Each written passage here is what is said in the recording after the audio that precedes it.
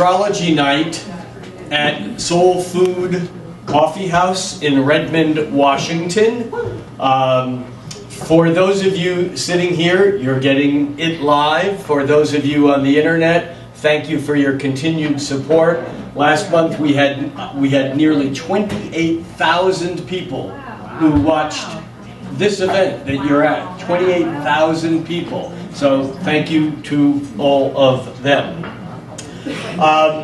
We're approaching the beginning of our 8th year doing this event here at SoulFood Coffeehouse in Redmond, and I'd like to begin by thanking SoulFood and the people who make this space possible for you all to attend and for us to do this here.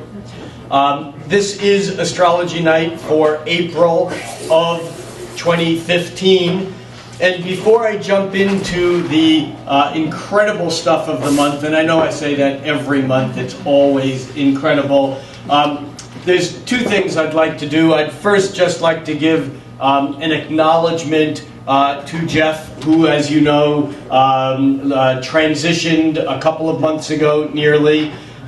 We had an amazing celebration and sending off for him about a week and a half ago. And even though he's not here physically, Jeff Jower is always here, and so I just wanted to acknowledge and mention that, so he doesn't just think he can, escape this realm. It's our way as humans of holding on to those poor bastards that have left. It's like they think they get to go, and they do. But as long as we love them and appreciate them and conjure up their names, they kind of have some piece that still kind of comes recycling. So here's to Jeff. Item of business 1. Item business 2. I would just like to share with you here and the people online some of the events that I have coming up, because not everyone can get to Redmond, Washington in order to join us here. So on the online version I'll have more information for these various events, but the weekend of April 9th, 10th, 11th, 12th, that's not this weekend, but the following weekend, I will be at the Great Lakes Astrology Conference in Ann Arbor, Michigan. So those of you who are Detroiters, is that a right word? Detroitians? Come on out to the Great Lakes Astrology Conference. There's information online. Google it, GLAC or Great Lakes Astrology Conference. I'll be speaking at that conference, and I'll be doing a full-day Monday workshop for people whether or not they've attended the conference. Next shot will be the first weekend in May in Tucson, Arizona. And for those of you in that vicinity, this is sponsored by the local Tucson Astrology Association, and more information available through them. The last weekend in May, Memorial Day weekend, is NORWAC, the Northwest Astrology Conference. It's one of the most funnest? Is funnest a real word? No.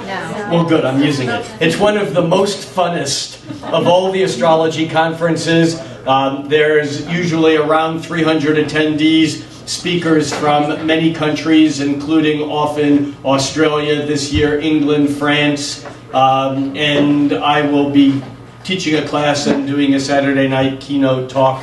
Actually, it will be the Jeff Jower Memorial Talk on Saturday night at NORWAC. Summer solstice weekend. How many people here say solstice, and how many people say solstice? Solstice. Solstice. All right, they're both correct, but it's like, orange and orange. Orange, orange. On summer solstice, I like it because it has the word soul in it. On summer solstice weekend, I will be doing a Friday night lecture and an all-day Saturday workshop in Minneapolis, sponsored by the local NCGR, that's the National Council for Geocosmic Research, chapter in Minneapolis. And so those of you in that area would love to see you for that event.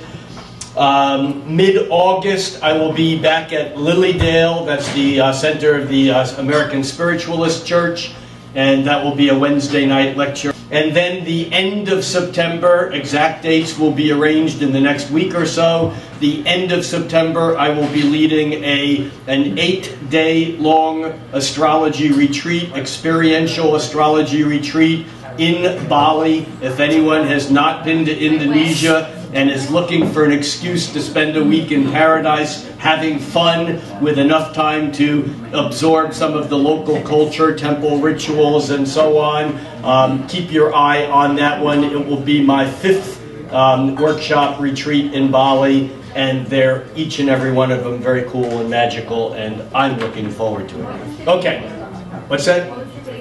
It's going to be the end of September into the first week of October. The exact dates are not set yet, but they will be set in the next week or so. So, thank you for indulging what Click and Clack call the Department of Crass Materialism. I was like Click and Clack. I don't know whether I was Click or Clack, but now I think I'm either clickless or clackless.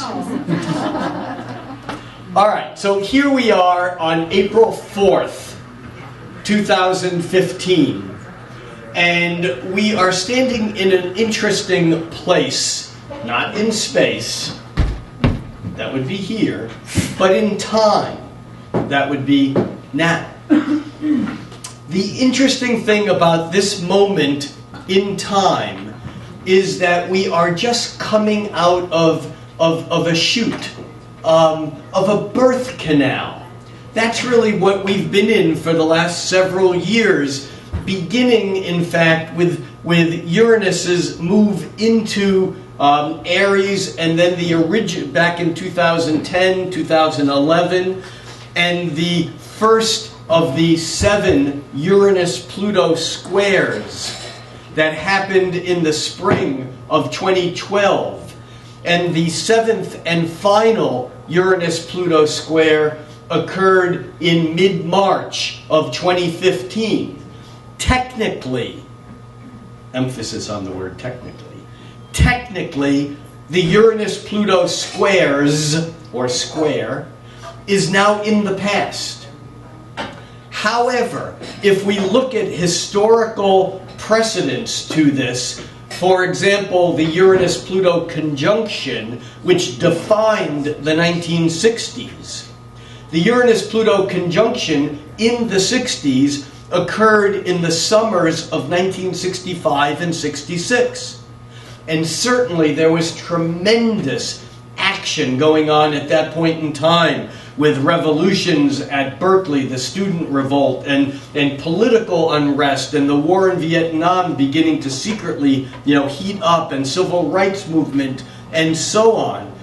But it wasn't until 66, 67, 68, 69, 70, and even into 71, when then perhaps it began fading off, that the real action of the Uranus-Pluto conjunction occurred. And by the same token, even though technically the Uranus-Pluto square is now in the past, the lag of seasons, the reason why the hottest day of summer is not on the first day of summer, it's not until July or August or even sometimes September, and by the same token, the lag of planetary seasons dictate that the real powerful and most profound events of the Uranus-Pluto squares, of which we've seen many already in the past 2, 3, 4 years, having to do with gender issues, with medical marijuana and the rights of individuals to control their own consciousness, ecology, GMOs and global warming, social, political unrest, and so on. I mean, the issues are wide, and they're similar issues to what the issues were in the mid-60s.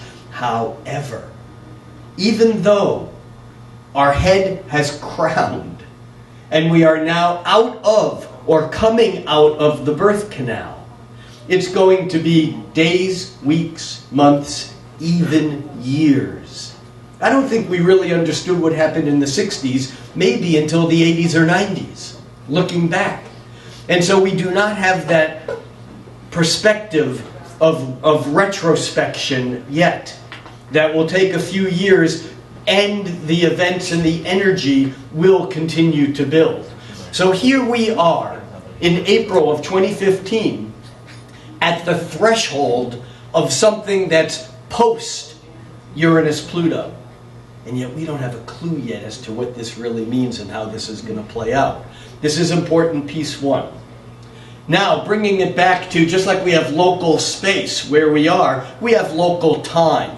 The Uranus-Pluto cycle is a cycle of centuries, not months like a moon or years like a solar cycle. So we have bringing it back to a local time perspective.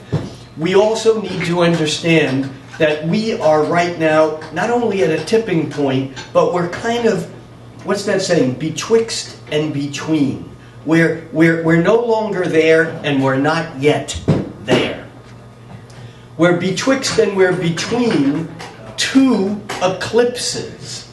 We had a total eclipse of the sun on March 22nd, on the first day of spring, at the very, very last degree of Pisces. And this was a very powerful transformational eclipse. And now, today is April 4th, today is April 1st. I'm getting ahead of myself already. How Aries of me. Today is April 1st, and on Saturday, April 4th, we have a total eclipse of the moon. This is a full moon, or a lunar eclipse. And a lunar eclipse occurs when the Earth comes between the sun and the moon. And so being in this period, I like inventing words, and the word that I've invented to describe this period that occurs usually twice a year between a solar eclipse and a lunar eclipse, or between a lunar eclipse and a solar eclipse, and my word is intra-eclipsical. It ain't in Oxford. But I think ain't is, finally. I grew up, did you remember, ain't isn't a word. Don't use the word ain't. It ain't a word. Well, I hate to tell you, ain't is a word. Intra-eclipsical, however, is my word. So, eclipses rattle the energy. I like to think of eclipses as polarizations. In other words, imagine that you have electrical light in a room. Ha, good imagination, we do. William Blake once wrote, what once is proved, let me do that again. What is now proved was once only imagined. What is now proved is I hope it's not going to be like this all night. What is now proved was once only imagined. So here's the imagination. We have a room with electrical lights, but these are very slow-moving electrical lights, and it takes 2 weeks to turn them on. So the switch is, so it's dark, and it takes 2 weeks for the lights to come up, which is the new moon to the full moon. And then it takes 2 weeks for the lights to go off. When you flip the switch, it takes 2 weeks for that light to go back off, for it to be completely dark. This is the normal lunar cycle.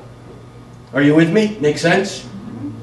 During an eclipse, that cycle cycles in the matter of minutes or in the matter of hours, depending on whether it's a solar or lunar eclipse. What I mean by that is that a solar eclipse, when the moon comes in front of the sun and the lights go out, in a way, that happens in a period of a typical solar eclipse totality lasts 2 to 5 or 8 minutes. And so what happens is that the light just comes off and on. I mean, normally on the day-night cycle, it's 12 hours of day, 12 hours of night. But here, all of a sudden, it's like someone's grabbed that light switch and is just going on, off, on, off, on, off, on, off. And that's the way I think of an eclipse. It's the polarization of that flipping of the switch. And it can create an epileptic fit. Now, what I mean by that is epilepsy is a disease of the nervous system where there's this rapid, uncontrollable cycling of energy that's no longer in control. And this is what happens during an eclipse. At least this is one way of looking at it. So that during a lunar eclipse, it's taken 2 weeks for the moon to become full, and then in the course of a few hours, the moon is dark and then it's full again. And so it tweaks our brain. Oh, I heard a good, it's a brain wedgie.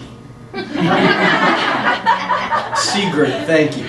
Sigrid, who works here, said that word this afternoon. I said, I never heard that. Is that like a word? She goes, it's my word. I go, okay, can I use it? She said yes. But that's what it's like. It's like a neurological brain tweak. So, in traditional astrology, eclipses, like many things, don't get a good rap. I mean, when you look at ancient astrology, life was hard. You know, a certain, Mars conjunct Saturn, death by a wild dog. You know, I mean, how many people do you know? I guess people do die that way. But at one time, that was actually a real concern. Our concerns are different these days. Eclipses often signified the fall of a king or some change in power. Eclipses kind of rattle the energy and shift it. And I look at eclipses as having a Uranian influence. The planet Uranus is the planet of lightning striking. We'll talk about Uranus more in just in a few moments. But remember, Uranus has been squaring Pluto on and off for the last, several years. And even though technically the two of them are now past their exact conjunction, if we look at a chart for tonight, April 1st, we can see that Uranus is at 16 degrees and 11 minutes. That's about 16 and a quarter degrees into the sign of Aries. And Pluto is at 15 degrees and a half, 15:29 minutes, 15 and a half degrees of Capricorn. What that means is that they are still within 1 degree. They're actually 3/4 of a degree, or 45 minutes of arc, from being exactly 90 degrees. And this is a cycle that's a couple hundred year cycle. So we give this some room. The astrology word is orb. We allow it an orb. My word is slop factor. We give it a slop factor. The universe is not as exact as our minds would like to think it is. There are no exact cycles. We like to round things off and make them exact. Okay, so we have this Uranus-Pluto. Uranus is moving faster than Pluto. It does. So Uranus will move 16, then 17, then 18, while Pluto is still plodding along here at 15, eventually getting to 16.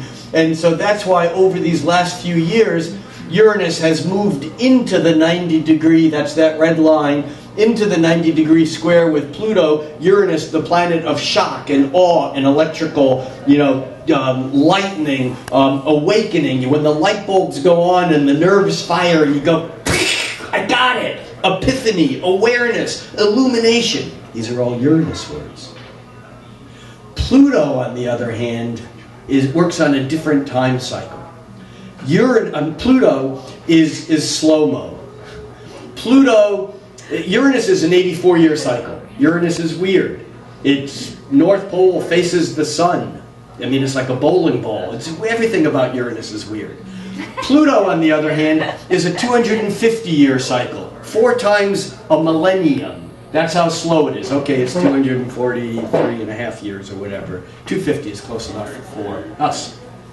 Now, Uranus functions instantaneously. It's that immediate revolution, rebellious, surprise, shock. In the moment, Uranus, here and now. Pluto, on the other hand, is like a glacier. Now, if you compare the power of a tsunami to the power of a glacier, and you measure it over the course of 10 or 15 minutes, who wins? The tsunami. It has amazing power You look at the Christmas full moon tsunami, you know, in Indonesia a few years ago, or the Fukushima tsunami. I mean, that power over the course of a few minutes is amazing. It's incredible. However, which has more power, a tsunami or a glacier? A tsunami will take out a town. It'll knock down all the buildings. But a glacier will take down the whole damn mountain. It may take 400, 500, or 600 years. And it may move so slowly that you can't even see its motion. But Pluto has to do with this relentless, unrelenting, never-ending pressure that keeps pushing, and it's transformation. It's the metamorphosis of one thing into another, like the metamorphosis of a caterpillar into a butterfly. It doesn't happen in that same moment that an unaware person gets Jesus or Buddha or awareness. That's like Uranus. That's the lights go on. That's nervous system. It's electrical. But for a caterpillar to become a butterfly, there is a gradual process, and there's no way to make it instantaneous. So, these last several years, when Uranus has been squaring Pluto, we've seen the squares are conflict. There's stress between two different energies, and we've seen this dynamic stress between the need to have all the change we want to have right now. Now, revolution, freedom, awakening, opening, and Pluto going, we got centuries. We are a glacier. We're going to take down the mountain. But you don't necessarily see the change moment by moment. We're not in the same place we were a few years ago. But it may not necessarily feel that way yet. Now, bringing this up to date now, I just want to point out that over the next several days, if you watch here, the Sun, which is faster moving than Uranus, if you watch, here's today, April 1st, watch that Sun gain on Uranus. There's the Sun at 12 and Uranus is at 16. There's the Sun, because the Sun moves about a degree a day. There's the Sun at 13. There's the Sun at 14. There's the Sun at 15. There's my birthday. Happy birthday. Happy birthday, Rick.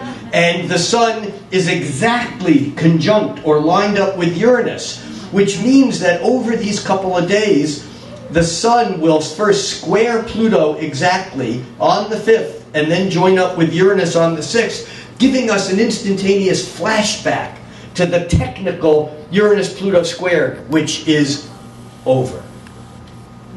So, I wanted to lay some solid groundwork for what's happening now, because it's rather extraordinary, and in some ways this is a microcosm of what will continue to happen over the next year or two as faster moving planets. And when I use the word planets as an astrologer, I use it in the ancient Greek meaning of a wanderer, which includes the Sun and the Moon, and in fact Pluto, regardless of what labels they get by fashion or science.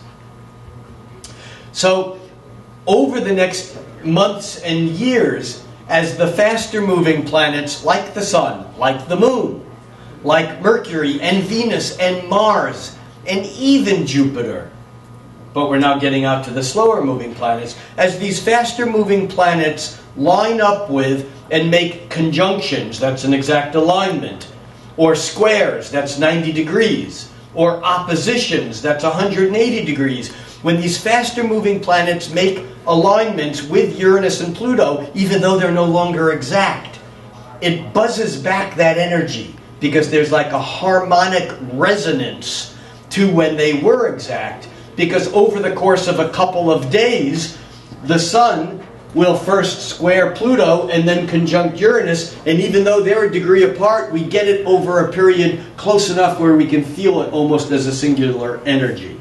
Now it gets interesting, because on April 4th, and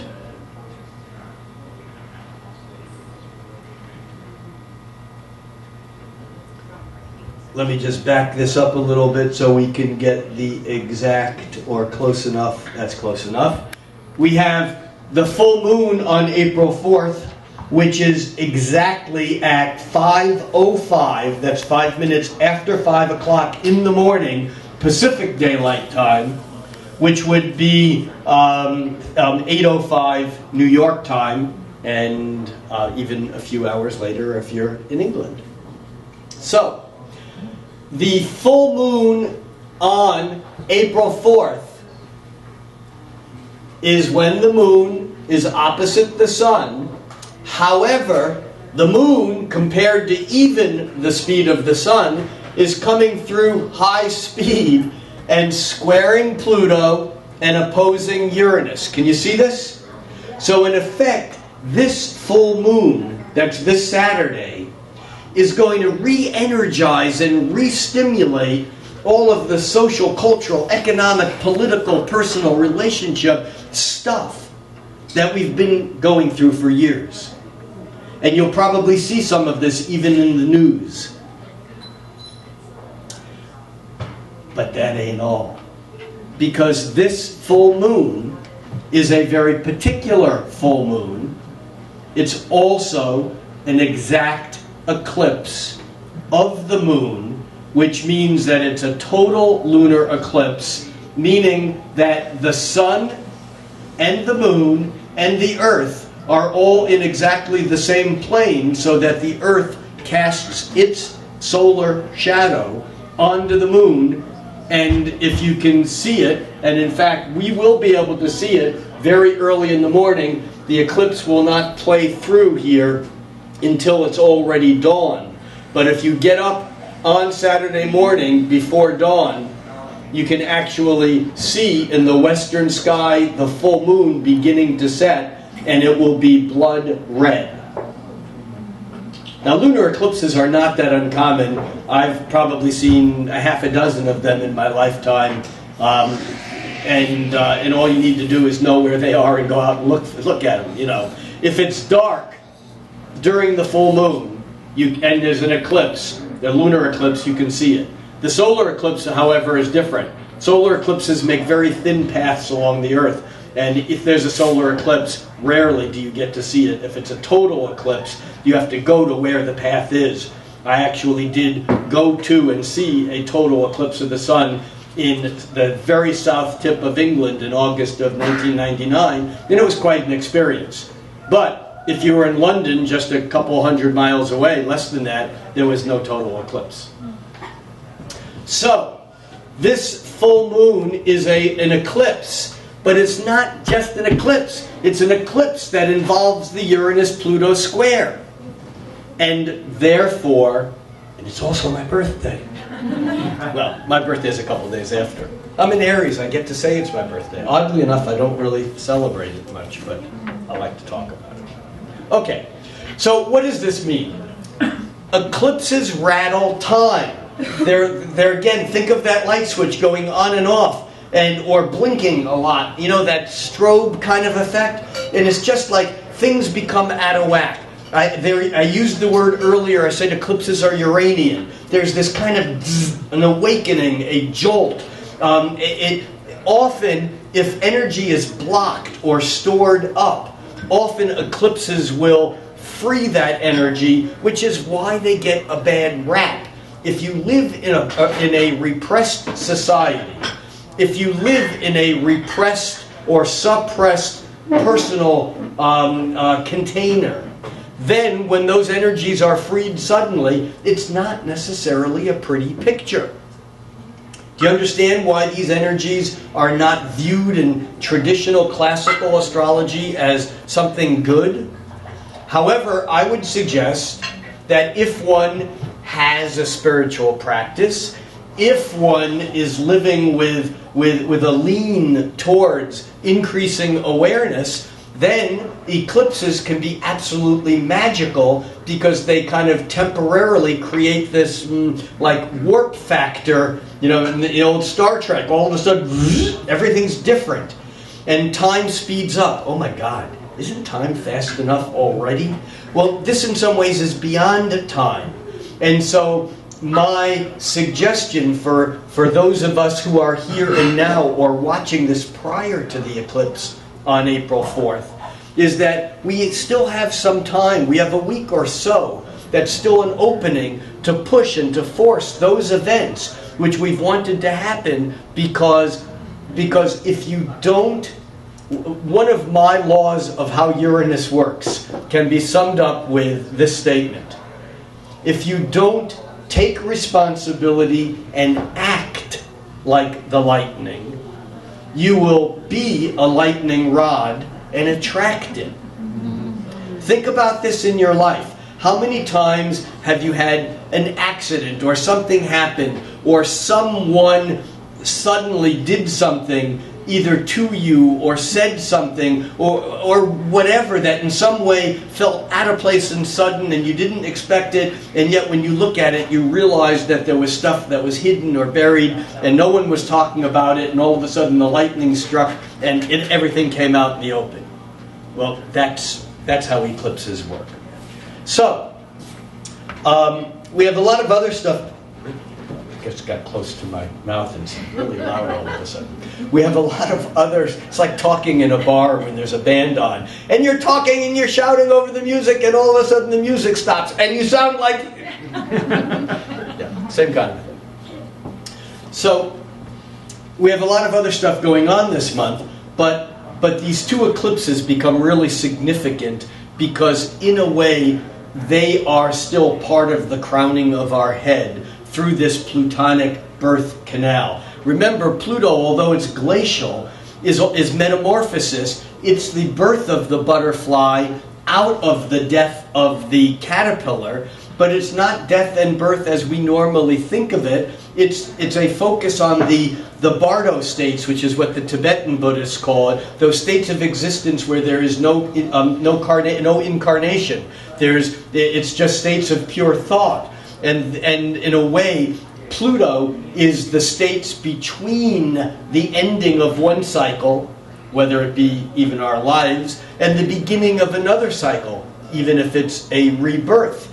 And so in some ways, we are coming out of this birth canal, and we still do not know what we're doing or where we're going. And we're in a formative period of time, which is why we're spending so much time here talking about this.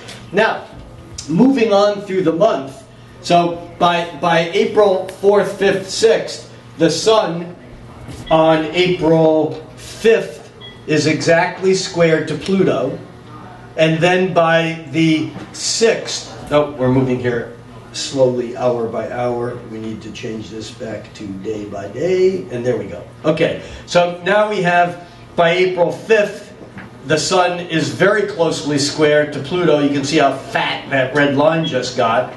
And then by, we're going here by a week. Time gets away from you when you do this on a computer. There we go. Okay, so then by the 6th, the Sun and Uranus are exactly aligned. The Moon has moved on. The eclipse is over. But this is electrical. This is awareness. This is freedom of choice. This is independence. And I will close a little later with a poem that is a poem about Uranus that kind of talks about how instantaneous Uranus is and how it works that way. So, we have on April 6th the Sun conjuncting Uranus, but I want you to pay attention to Mercury, which is here in Aries also. The other two personal planets, Venus and Mars, are already ahead of the Sun. They're moving faster than the Sun, and they're already off into Taurus, which is why this year, because two of the three personal planets, Mercury, Venus, and Taurus, being ahead of the Sun in the next sign, it already feels later in spring than it already is, because we're getting this Taurus energy where spring settles in is actually warmer. I mean, we think of Aries as beautiful and warm, but often in many parts of the Northern Hemisphere, spring can be rather cold and bleak. I mean, there's more light, but the buds and the life really doesn't begin to flourish astrologically until we have planets in Taurus, which are more earthy and sensual and beautiful. So, we have Mercury still behind the Sun, which means that over the next few days, even though the Sun moves away from Uranus and away from its square to Pluto. If you watch Mercury, now Mercury by the 7th and by the 8th, Mercury comes into the picture, and Mercury squares Pluto on the 7th, and it conjuncts Uranus. Well, actually, it conjuncts Uranus early on the 8th. So the 7th and the 8th, we get another zap of this Uranus-Pluto square, but this time it's not the sun, it's not our being. It's Mercury, it's our mind, it's our thought, it's our ideas, it's our communication, it's our nervous system. So we may still be really buzzed and electrically kind of wired through the 8th and by the 7th and the 8th. However, as we move on, the next important change that we want to talk about is that by the 9th, Mercury catches up to the sun. Can you see how Mercury on the 9th is at 18 and the sun is at 19? And Mercury is now moving faster than the sun. And by the 10th and the 11th, Mercury is at it begins to separate. Mercury is at 23 degrees, then 25. Mercury is moving almost 2 degrees away. And if you just watch that Mercury, see how it gets further and further away from the sun? So on April 9th, Mercury actually lines up with the sun in Aries. Mercury is the mind, its communication, its thoughts. The sun is our intention. On these days, we're having an incredible alignment of intention and will and communication. If anyone here thinks of themselves as wizardly or witchy or magical in any way, these are the days to do your magic. These are the days to voice your intention. Sure, the new moons are important. They're important for the beginnings of cycles. However, when Mercury lines up with the sun, there's a clarity and an intensity that the light of the sun and the mind are in line.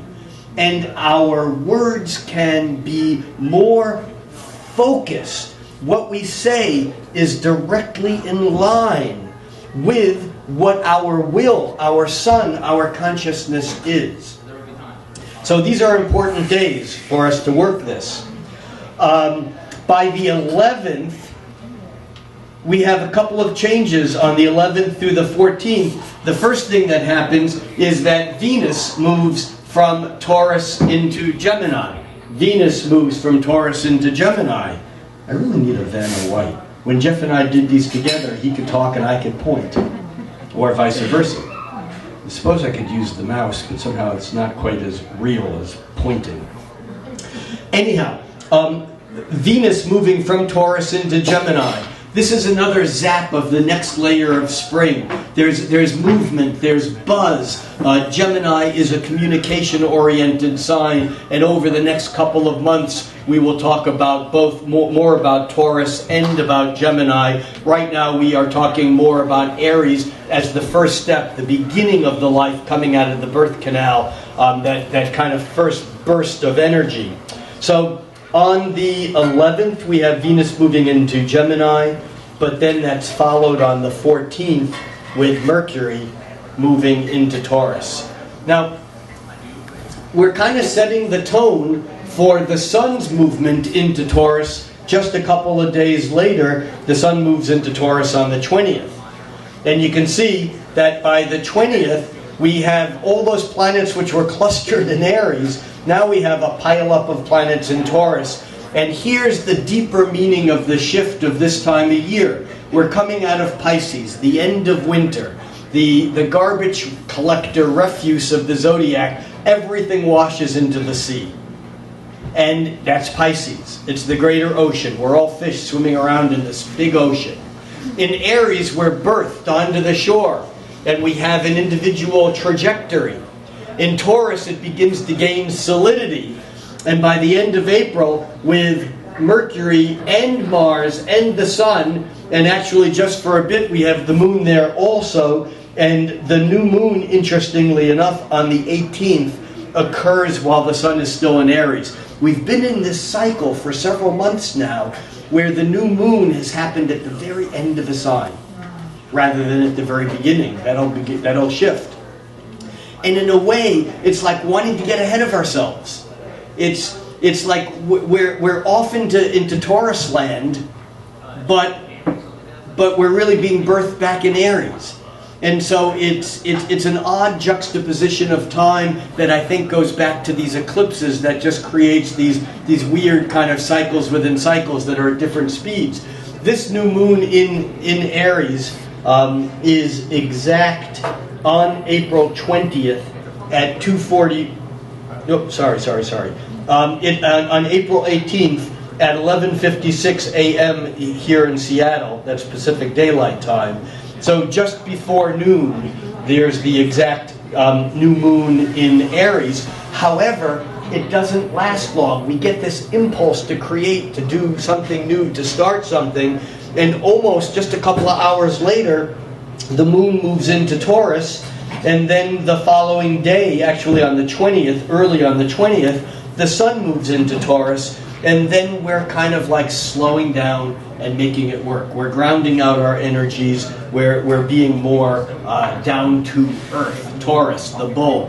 Taurus, the bull that when it's not moving, you ain't going to get it to move.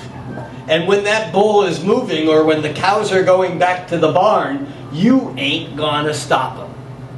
I don't know if anyone ever spent any time on a farm around bovines, but when they have energy going, either in movement or not movement, you're not going to have them change direction really quick. And if you know Tauruses in your life, if they're laying on the couch watching the game or watching a movie, if they're sleeping, you're not going to get them up any faster than they're going to get up. But if they're mowing the lawn or doing a project and you want them to stop for dinner, forget it.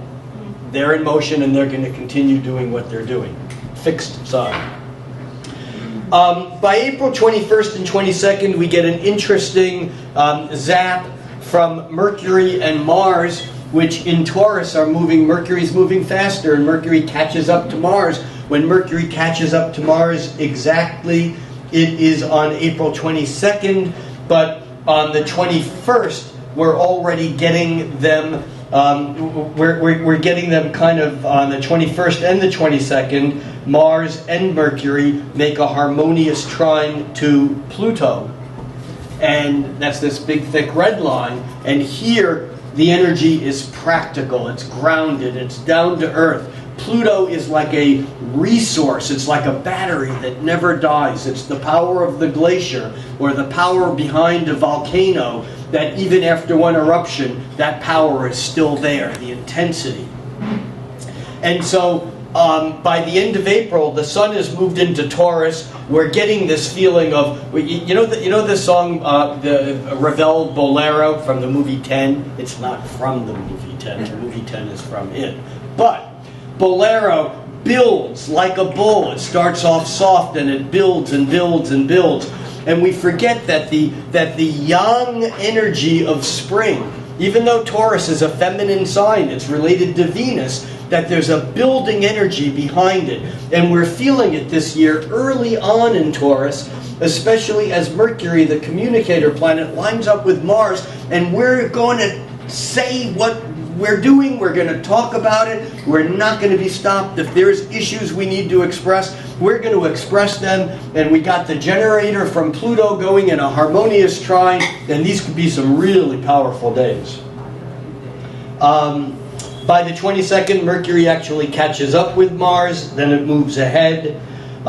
During this period also, we're beginning to anticipate the next round of change. Venus has moved on into mid-Gemini, and by the end of the month, Mercury, jump ahead, Mercury pops into Gemini also, and in May we will see both Mars and the Sun move into Gemini, which kind of scatters the energy and it makes it more playful and more whimsical and has more movement to it, kind of like that kite on a spring day.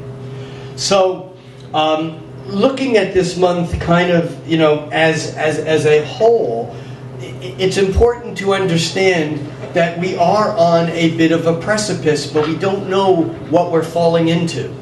Just like the baby, as it's being birthed, has no way of knowing the life ahead of it. It's still living, even though it's in this world, there's a part of it that's still in the experience of floating in the womb and the rudeness of being here now. And so in a way, over these next weeks and months, we may have some of that same experience. And I think that what happens is that that as the planets build up their power into Taurus, that the craziness, is anyone feeling crazy these days or see it around? I mean, and of course I don't mean the clinical craziness, but I mean just that wired energy. And yes, it's spring. And to quote one of my favorite poets, E.E. Cummings, the world is mud luscious and puddle wonderful. And it's spring, you know? This is a cool time of year because there's a buzz. But behind that buzz, there's it's like the buzz behind the buzz. And the buzz behind the buzz is the fact that Uranus, in its long-term stay in the sign of Aries, when the sun is moving through Aries, it's picking up on that buzz, and we're all a bit crazy. And the solution to that craziness is not in suppression. If you feel a little crazy, good. That just means you're in tune with what's going on. If you don't feel a little crazy, then I would suggest that you may need some therapy. Because you're probably in some state of denial.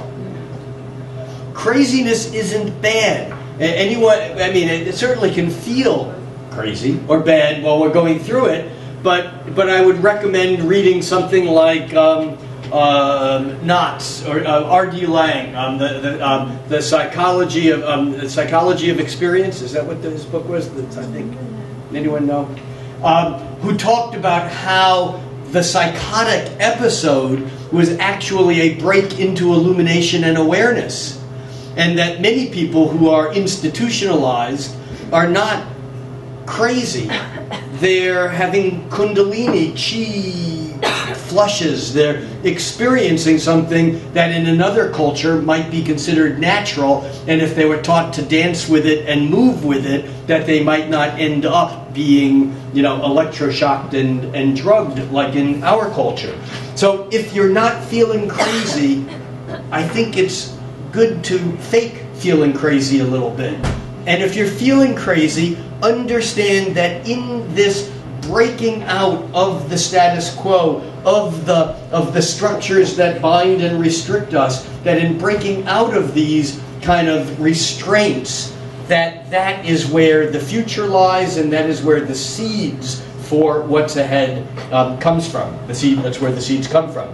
Now, as I promised, I want to share with you this poem, because I think it, in some ways, it's the best job that I can do to kind of give you the sense of how this Uranian energy works. The name of this poem is Present Tense.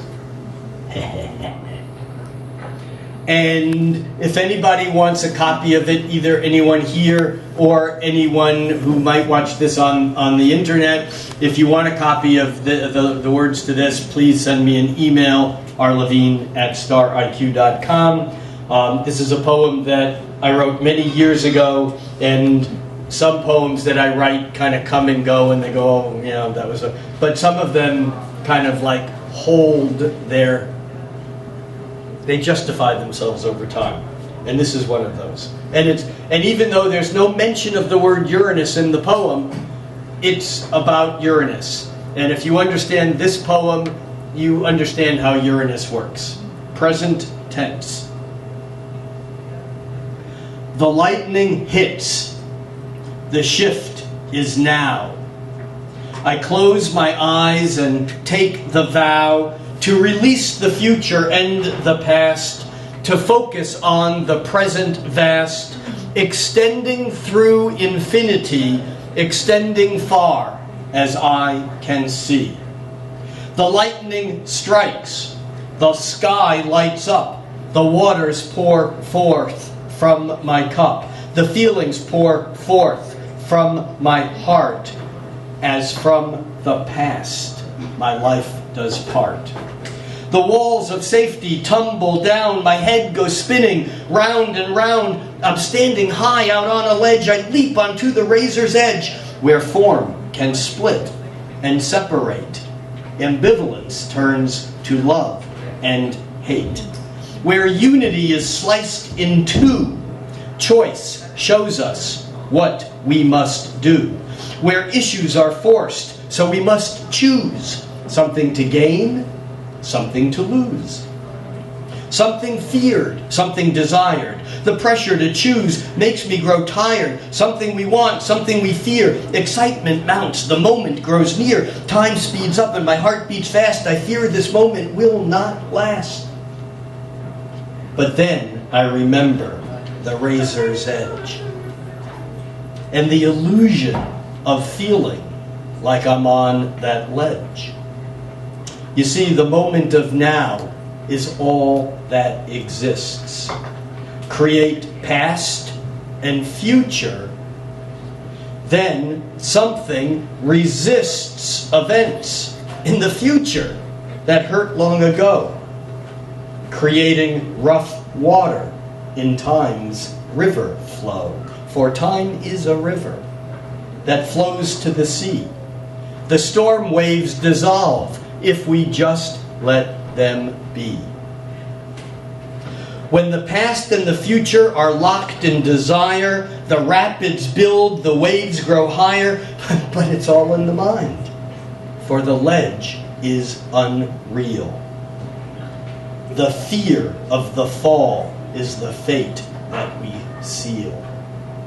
The razor is safe if we stay here and now, so I soften my vision and repeat my old vow. I release unborn futures, letting go of the past. And the infinite present grows cosmically vast.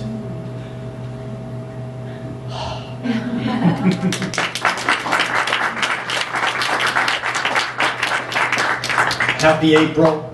Today is, like everyone drew the Fool card out of the tarot deck, it is the April Fool. It is the Aries baby who is innocent and doesn't know any better than to practice the goal of Zen, beginner's mind.